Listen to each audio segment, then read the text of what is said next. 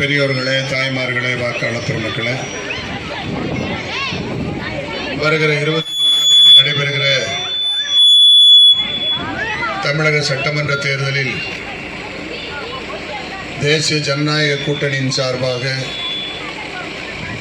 மாண்புமிகு அண்ணன் எடப்பாடியாருடைய அன்பையும் ஆசையும் பெற்ற வேட்பாளராக போட்டியிடுகிற அன்பு சகோதரர் அண்ணன் ஓகே சின்னராஜ் அவர்களுக்கு நீங்கள் எல்லாம் இரட்டை சின்னத்திலே வாக்களித்து பெருவாரியான வாக்குகள் வித்தியாசத்திலே வெற்றியடை செய்ய வேண்டுமாய் அன்போடு கேட்டுக்கொள்வதற்காக இங்கே வர இருந்திருக்கிறோம்.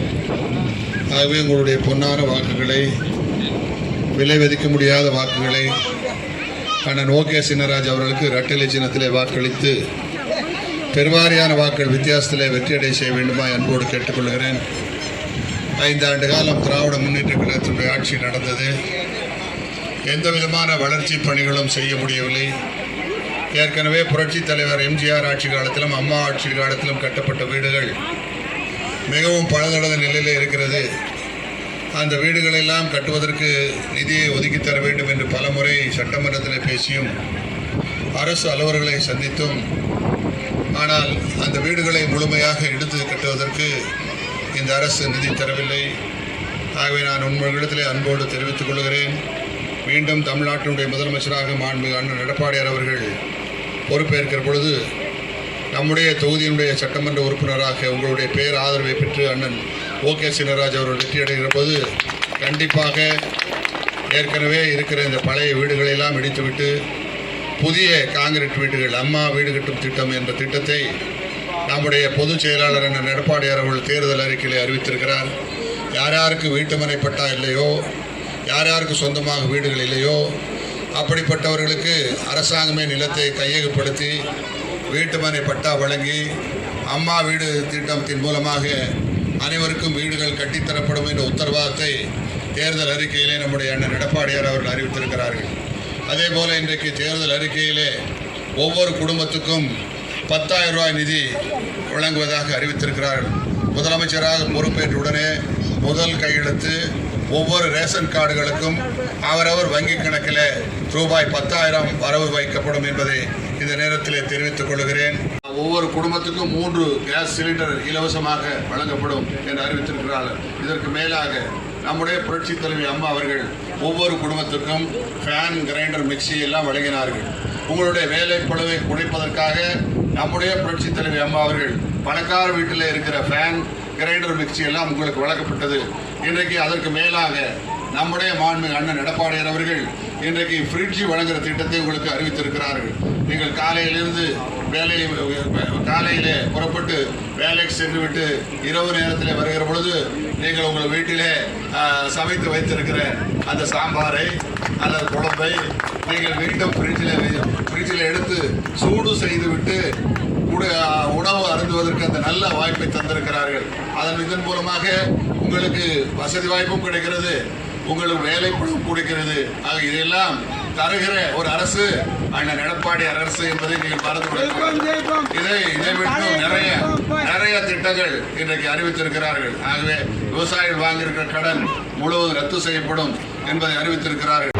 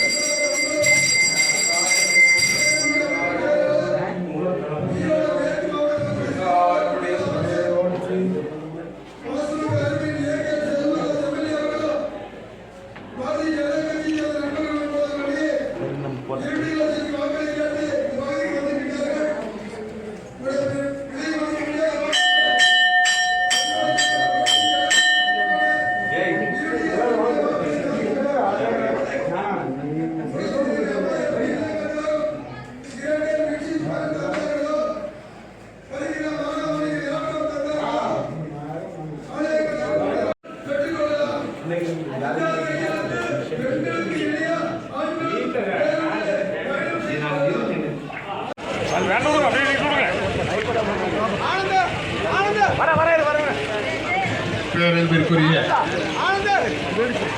பெரியவர்களே,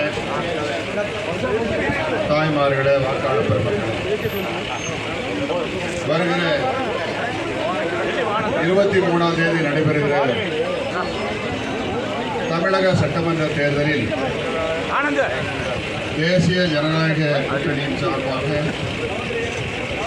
மாண்புமிகு அண்ணன் எடப்பாடியார் அவருடைய அன்பையும் ஆசை பெற்ற வேட்பாளராக போட்டியிடுகிற அன்பு சகோதரர் அண்ணன் ஓகே சின்னராஜ் அவர்களுக்கு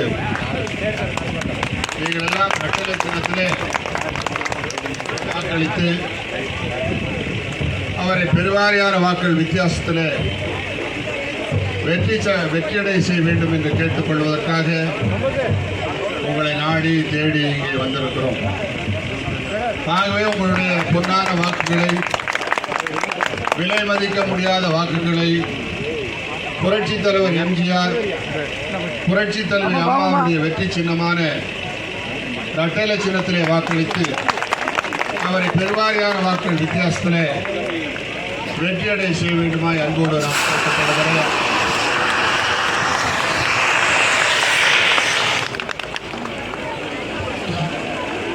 இன்றைக்கு இந்த தேர்தல் களத்தில் பலர் உங்களை நாடி வருவார்கள், தேடி வருவார்கள், பல்வேறு பிரச்சனைகளை உங்களிடத்தில் எடுத்து கூறுவார்கள்.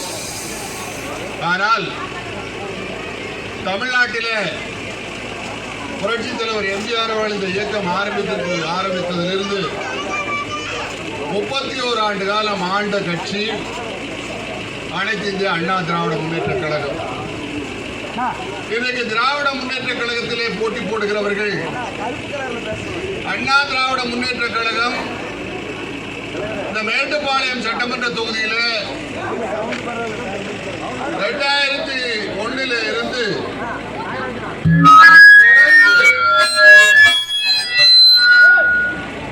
தொடர்ந்து 25 ஆண்டு காலம் ஆண்டு கொண்டு இருக்கிறார்கள். அவர்கள் இந்த 25 ஆண்டு கால ஆட்சியிலே அதிகாரத்தில் இருந்தபோது, சட்டமன்ற உறுப்பினராக இருந்த பொழுது மக்களுக்கு எதையுமே செய்யவில்லை என்ற குற்றச்சாட்டை திராவிட முன்னேற்ற கழகத்தின் சார்பாக போட்டியிடுகிற அன்பு சகோதரி திருமதி கவிதா கல்யாண சுந்தரம் அவர்கள் பேசிக்கொண்டு வருகிறார்கள். 25 ஆண்டு காலம் அல்ல. இதே டாக்டர் புரட்சித் தலைவர் எம்ஜிஆர் அவர்கள் இந்த இயக்கத்தை ஆரம்பித்த காலத்திலிருந்து 1977, 1980, 1984 கணக்கு போட்டு பாருங்கள். இத்தனை ஆண்டு காலம் இந்த மேட்டுப்பாளையம் தொகுதியிலே மக்கள் தொடர்ந்து அனைத்து இந்திய அண்ணா திராவிட முன்னேற்ற கழகத்துக்கு வாக்களிக்கிறார் சொன்னால் எதற்காக வாக்களிப்பார்கள்? ஒன்றுமே அண்ணா திராவிட முன்னேற்ற கழகத்தில் இருக்கிறவர் செய்யவில்லை.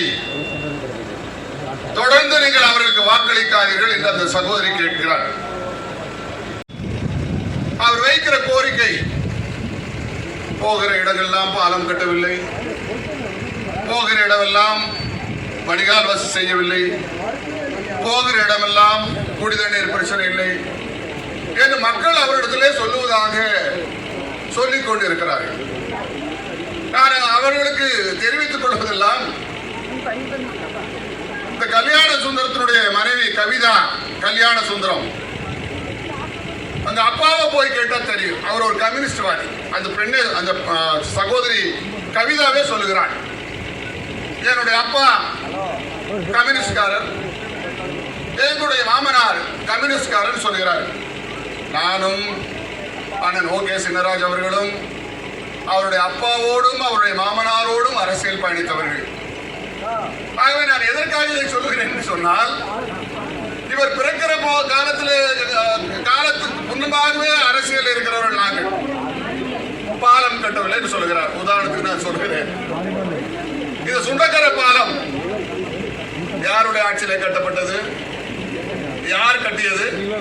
அந்த பாலத்தினுடைய ஒப்பந்ததாரர் அண்ணன் ஓகே சின்னராஜா, புரட்சி தலைவர் எம்ஜிஆர் காலத்தில் கட்டப்பட்டது. பாரப்பள்ள பாலம் யார் கட்டப்பட்டது? காலத்தில் சட்டமன்ற உறுப்பினராக நான் இருந்த பொழுது கட்டப்பட்டது.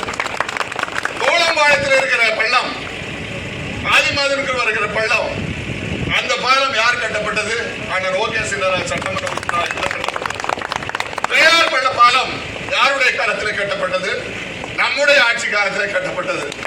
நாயனூர்ல இருக்கிற பாலம் யாருடைய ஆட்சி காலத்தில் கட்டப்பட்டது? நம்முடைய ஆட்சி காலத்தில் கட்டப்பட்டது. தேவனாபுரத்தில் தேக்கம்பட்டில் இருக்கிற பாலம் யாருடைய ஆட்சி காலம் கட்டப்பட்டது? அம்மாவுடைய புரட்சி தலைவர் எம்ஜிஆருடைய ஆட்சி காலத்தில் கட்டப்பட்டது. கூரனூர்ல இருக்கிற பாலம் யாருடைய ஆட்சி காலத்தில் கட்டப்பட்டது? நம்முடைய ஆட்சி காலத்தில் கட்டப்பட்டது. ஆரப்பள்ளத்தில் இருக்கிற பாலம் யாருடைய ஆட்சியில கட்டப்பட்டது? ஸ்ரீனியூர்ல கட்டப்பட்டிருக்க பாலம் யாருடைய ஆட்சி காலம் கட்டது? அண்ணன் ஓகேஎஸ் சட்டமன்ற உறுப்பினரால் கட்டப்பட்டது. காலம்பாளையத்தில் இருக்கிற பாலம் யாருடைய ஆட்சியில கட்டப்பட்டது? நம்முடைய ஆட்சியில அண்ணன் ஓகேஎஸ் சட்டமன்ற. நான் இதில் மேற்கு பகுதியில் இருக்கும் சொல்கிறேன். எங்களுக்கு எந்த ஆட்சி காலத்தில் எந்த பணி செய்து முடிக்கப்பட்டது என்ற விவரத்தை முழுவதும் அறிந்தவர்கள். ஏதோ பேச வேண்டும் என்பதற்காக பாலம் கட்டுவதற்கு நம்முடைய தொகுதியிலே இடமில்லை.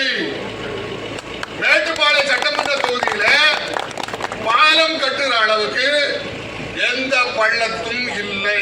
ஆகவே முழுமையாக கட்டி முடித்திருக்கிறோம். ஏதோ பேச வேண்டும் என்பதற்காக அந்த சகோதரி பேசிக் கொண்டிருக்கிறார். அதற்கு அடுத்ததாக பாதுகாக்கப்பட்ட குடிநீர் இந்த பகுதிக்கு வழங்கப்படுகிறது.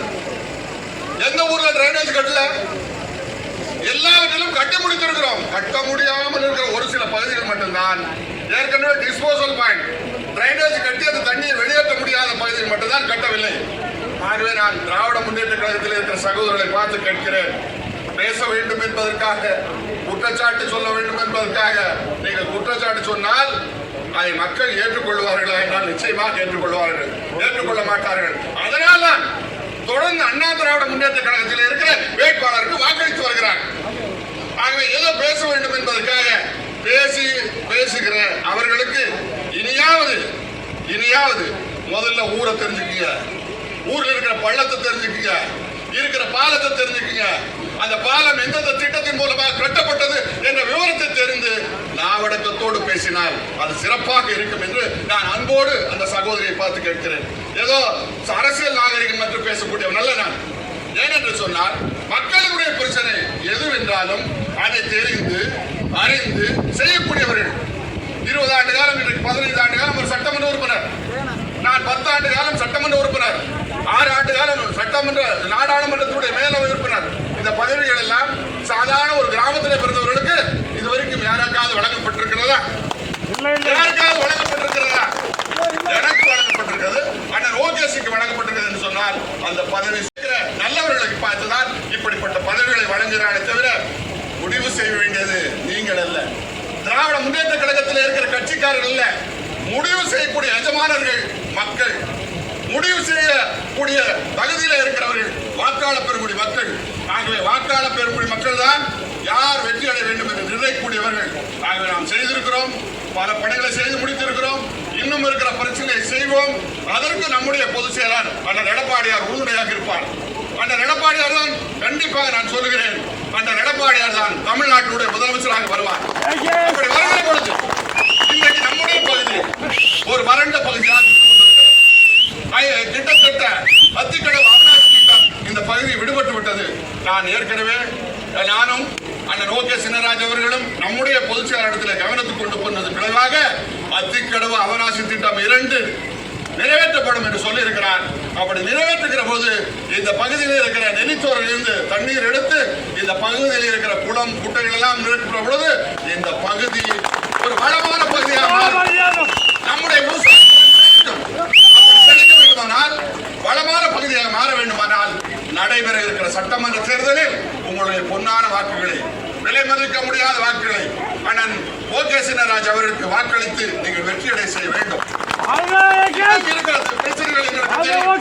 நீங்க உட்கார்ந்து விட்டு எந்த ஊர்ல எந்த பிரச்சனை என்று சொன்னால் நாம் எங்களாலே சொல்ல முடியும்,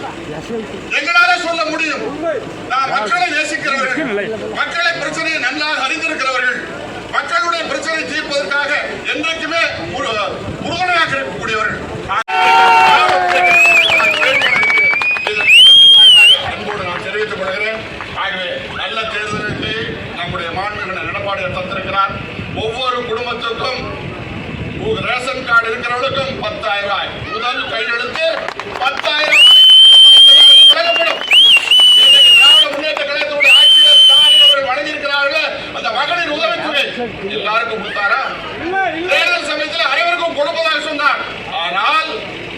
தகுதியை நிர்ணயித்து விட்டு பாதி பேர் கொடுத்து விட்டு பாதி பேர் கொடுக்கவில்லை. ஆனால் அப்படி அல்ல, நம்முடைய அண்ணன் எடப்பாடியார் சொல்லுகிறார், அனைத்து குடும்ப அட்டைதாரர்களுக்கும் 10,000 முதல் கையெழுத்து. கேஸ் சிலிண்டர் ஸ்டாலின் சொன்னார் 100 ரூபாய் மானியம் தருகிறேன் சொன்னார். 5 ஆண்டு காலம் கொடுத்தாரா? கொடுக்கவில்லை. இன்றைக்கு நம்முடைய அண்ணன் எடப்பாடியார் அவர்கள் தேர்தல் அறிக்கையில் சொல்ல இருக்கிறார். என்ன சொல்லி இருக்கிறார்? ஒவ்வொரு குடும்பத்துக்கும் 3 கேஸ் சிலிண்டர் இலவசமாக. மகளிர் உரிமை தொகை கடந்த ஆட்சியில் 1000 பெறுவதற்கு திண்டாட்டம். ஆனால் குடும்ப அட்டை வைத்திருக்கிற அனைத்து மகளிருக்கும் மாதம் 2000 வழங்கப்படும் என்று சொல்லி இருக்கிறார். முதியோர் உதவித்தொகை 2000 வழங்கப்படும் என்று சொல்லி இருக்கிறார். நீங்கள் எல்லாம் நம்முடைய அம்மாவின் ஆட்சி காலத்தில் ஃபேன் கிடைத்தது, கிரைண்டர் கிடைத்தது, மிக்சி கிடைத்தது. இதன் மூலமாக உங்களுடைய வேலை பளு குறைந்தது. வேலைக்கு போகிறவர்கள் ஆட்டாங்கல்லை போய் ஆட்டி எதையும் செய்ய வேண்டிய அவசியம் இல்லை. ஒரு தட்டானு தட்டினா மிக்சியோடு, கிரைண்டரோடு, ஃபேனோடு அந்த வசதியை ஏழை மக்கள் பயன்படுத்த வேண்டும் என்பதற்காக நம்முடைய அம்மா புரட்சி தலைவர் கொடுத்தார்கள். இன்றைக்கு நம்முடைய அண்ணன் எடப்பாடியார் காலையிலே நீங்கள் குழம்பு வைத்துவிட்டு காலையில ஆட்டிய மாவை பிரிட்ஜில் வைத்து விட்டார். வேலைக்கு போய்விட்டு சாயந்தரம் வந்து அதை சூடு செய்து நீங்கள் மாவை எடுத்து தோசையாகவோ இட்லியாகவோ நீங்கள் செய்து சாப்பிடுவதற்கு வசதியாக உங்களுடைய வேலைப்பளை கொடுப்பதற்காக இன்றைக்கு நம்முடைய அண்ணன் எடப்பாடியார் அவர்கள் உங்களுக்கு பிரிட்ஜை வழங்குகிறார். இப்படி எத்தனையோ பிரச்சனைகள் நாம் சொல்லிக்கொண்டே போகலாம். ஆகவே மாணவருக்கு லேப்டாப் எல்லாம் நிறைய, நாளைக்கு தங்கம் எல்லாம் கிடைக்கும். நான் 100 நாள் வேலை, இன்னைக்கு அதை விட முக்கியம் 100 நாள் வேலை.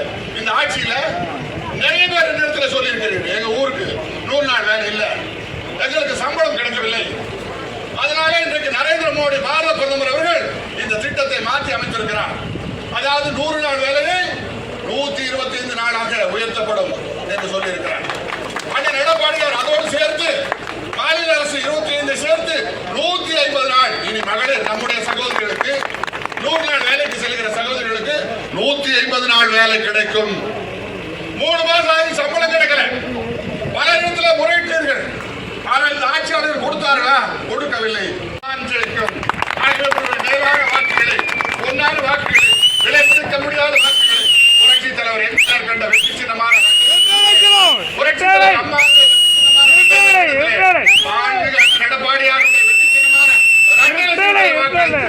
மரியாதைக்குரிய ஓகே சின்னராஜ் அவர்களுக்கு பெருவாரியான வாக்கள் வித்தியாசத்தை வெற்றி செய்யுங்கள்.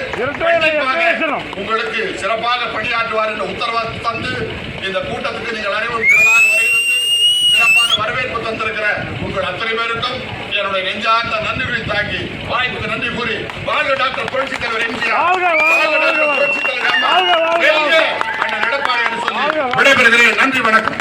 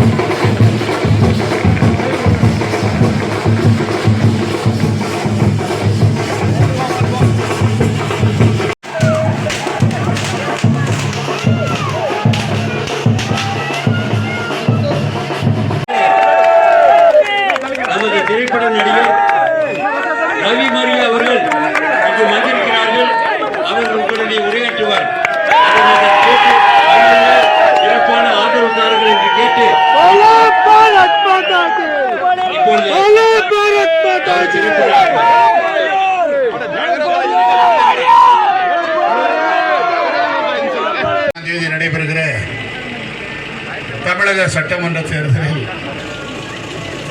மாண்புமிகு பாரத பிரதமர் நரேந்திர மோடி அவருடைய ஆசி பெற்ற வேட்பாளராக, பாட்டாளி மக்கள் கட்சியினுடைய ஆசி பெற்ற வேட்பாளராக, அமமுக தலைவர் அன்பு சகோதரர் டிடிவி அவருடைய ஆசி பெற்ற வேட்பாளராக, ஜான் பாண்டியன் ஆசி பெற்ற வேட்பாளராக போட்டியிடுகிற நம்முடைய அன்பு சகோதரர் ஓகே சின்னராஜ் அவர்களுக்கு நீங்கள் எல்லாம் இரட்டைலை சின்னத்திலே வாக்களித்து அவரை பெருவாரியான வாக்கள் வித்தியாசத்தில் வெற்றியடை செய்ய வேண்டும் என்று நான் அன்போடு கேட்டுக்கொள்ள கடமைப்பட்டிருக்கிறேன். ஆகவே மறந்து விடாதீர்கள், வருகிற 23ஆம் தேதி நீங்கள் வாக்களிக்க வேண்டிய சின்னம் இரட்டைலை சின்னம். அது புரட்சி தலைவர் எம்ஜிஆருடைய வெற்றி சின்னம், புரட்சி தலைவி அம்மாவுடைய வெற்றி சின்னம், நம்முடைய அண்ணன் எடப்பாடியாருடைய வெற்றி சின்னம் இரட்டைலை சின்னம். இங்கே அன்புக்குரிய சகோதரர் ஜெகநாதன் அவர்கள் உங்களிடத்தில் வாக்களை கேட்டார். நான் உங்களிடத்தில் அன்போடு தெரிவித்துக் கொள்வதெல்லாம், இன்றைக்கு இந்த வெள்ளியங்காடு கிராமம் இந்த அளவுக்கு வளர்ச்சி அடைந்திருக்கிறது என்று சொன்னால் அதற்கு யார் காரணம்? யாருடைய ஆட்சி காரணம்? புரட்சி தலைவர் அம்மாவுடைய ஆட்சி காலம், புரட்சி தலைவர் எம்ஜிஆருடைய ஆட்சி காலம், அண்ணன் எடப்பாடியார் ஆட்சி காலம். இங்கே நான் அன்போடு உங்களிடத்தில் தெரிவித்துக் கொள்கிறேன், வெள்ளியங்காடிலே ஒரு பெரிய குளம் இருக்கிறது. திராவிட முன்னேற்ற கழகத்தினுடைய ஆட்சி காலத்தில் அந்த கழிவு நீரை குட்டைக்கு கொண்டு வந்து விட வேண்டும் என்று சொல்லி அன்றைக்கு மேயராக இருந்த வெங்கடாசலம் இடத்தில் காங்கிரஸ்காரர்கள், திராவிட முன்னேற்ற கழகத்தார்கள் பல முறை நடந்து பார்த்தார்கள். ஆனால் முடியவில்லை. நம்முடைய ஆட்சி வந்தது, அம்மாவுடைய ஆட்சி வந்தது. உடனடியாக அந்த கழிவு நீரை வெள்ளியங்காடு குட்டைக்கு கொண்டு வந்து சேர்த்து இன்றைக்கு பல ஆயிரக்கணக்கான மக்கள் விவசாயம் செய்து வளகமாக இருக்கிறான்னு சொன்னால் அதற்கு காரணகர்த்தமாக இருந்தவர்கள் நாங்கள். நானும் அண்ணன் ஓகே சின்னராஜ் அவர்களும் அதிமுக ஆட்சியும் புரட்சி தலைவி அம்மாவுடைய ஆட்சி தான் காரணம். இங்கே திராவிட முன்னேற்ற கழகத்தை சார்ந்தவர்கள் இருக்கிறீர்கள், காங்கிரஸ் கட்சியை சார்ந்தவர்கள் இருக்கிறீர்கள். உங்களுடைய நெஞ்சை தொட்டு சொல்லுங்கள், நான் சொல்வது உண்மையா இல்லை பொய்யா? பொய் சொல்ல வேண்டிய அவசியம் உங்களுக்கு கிடையாது. மாறி இருக்கிறான்னு சொல்லி பாராளுமன்றத்திலே பதிவாக இருக்கிறது. ஏதோ உங்களிடத்திலே பேச வேண்டும் என்பதற்காக நான் இதை பேசவில்லை. இதையெல்லாம் செய்தவர்கள் நாங்கள். ஆனால் எதிரணியிலே இருந்து வருகிறவர்கள் யார்? பணம் படைத்தவர்கள், வசதி படைத்தவர்கள். ஆனால் பணம் சேர்த்து விட்டால் ஒரு மனிதனுக்கு ஆசை என்று சொன்னால் அவர் புகழ் பெற வேண்டும் என்று நினைப்பார். பணம் இருந்தால் பதவி வேண்டும், பதவி இருந்தால் புகழ் வேண்டும். இது மனிதனுடைய இயல்பு, அது எல்லாருக்கும் இருக்கக்கூடியதுதான். ஆனால் இன்றைக்கு பணத்தை வைத்துக் கொண்டு அதிகார பதவிக்கு வர வேண்டும், அதிகார போதையிலே இன்றைக்கு புகழை அடைய வேண்டும் என்பதற்காக பலர் சுற்றி திரிகிறார்கள். எங்களை பொறுத்தவரை அப்படி அல்ல. மக்கள் செல்வம் இன்றைக்கு வேட்பாளராக வளர்ந்து கொண்டிருக்கிறார்களே, திராவிட முன்னேற்ற கழகத்தார்களை பார்த்து கேட்கிறேன். ஆளுங்கட்சி 5 ஆண்டு காலம் நீங்கள் ஆட்சி அதிகாரம் உங்களிடத்தில் இருந்தது. நான் எதிர்கட்சியினுடைய சட்டமன்ற உறுப்பினராக இருந்தேன். நான் கேட்பதெல்லாம் இந்த பகுதியில் இருக்கிற மக்களுடைய பிரச்சனை தீர்ப்பதற்காக மாநில அமைச்சரிடத்தில் சொல்லி ஏதாவது ஒரு பிரச்சனையை நீங்க தீர்க்க முற்பட்டு இருக்கிறீர்களா? தீர்ப்பதும் தீர்க்காமல் இருப்பது அரசு எடுக்கிற நடவடிக்கை. அதற்கு ஏதாவது முயற்சி செய்திருக்கிறார்களா? ஏதாவது முயற்சி செய்திருக்கிறார்? எதையும் செய்யவில்லை. ஆனால் இருக்கிறவரை வைத்து, பணத்தை வைத்து, பதவியை பெற்று சுகம் காணலாம் என்று சொன்னால் இந்த மேட்டுப்பாளையம் தொகுதியில் இருக்கிற மக்கள் ஏமாளிகள் அல்ல, அதற்கு வாய்ப்பு இருக்க மாட்டார்கள்.